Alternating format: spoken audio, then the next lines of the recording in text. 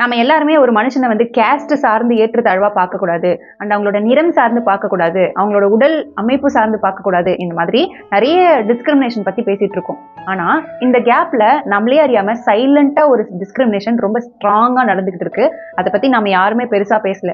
என்ன அப்படின்னா financial discrimination, அதாவது பணம் சார்ந்து மனிதர்களை ஏற்றத்தாழ்வா பார்க்கறது. இது ரொம்ப ஸ்ட்ராங்கா ரொம்ப வருஷமா நடந்துகிட்டு இருக்கு. இதனால நிறைய இம்பாக்ட்ஸ் வந்தாலும் கூட நம்ம யாரும் அதை பத்தி பேசவே இல்லை. அதுக்கு முக்கிய காரணம் என்ன அப்படின்னா, we don't want to be discriminated by the society.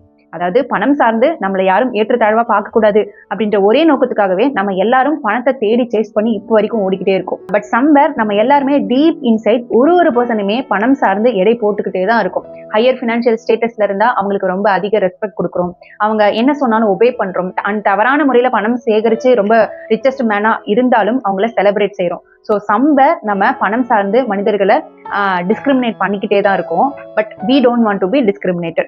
இந்த மாதிரி செயல்னால நம்மளோட ஃபியூச்சர் ஜென்ரேஷனுக்கு நம்மளே அறியாம ஒரு சில விஷயங்களை கற்றுக் கொடுத்துட்டு இருக்கோம். நீங்க மாரல் வேல்யூஸை பார்க்கணும்னு அவசியம் இல்லை, எப்படி சம்பாதிக்கிறாங்கன்னு பார்க்கணும்னு அவசியம் இல்லை, கேரக்டர் பெருசா முக்கியம் இல்லை, பணம் அதிகமா வச்சிருந்தா உங்களை வந்து எல்லாரும் செலிப்ரேட் பண்ணுவாங்க.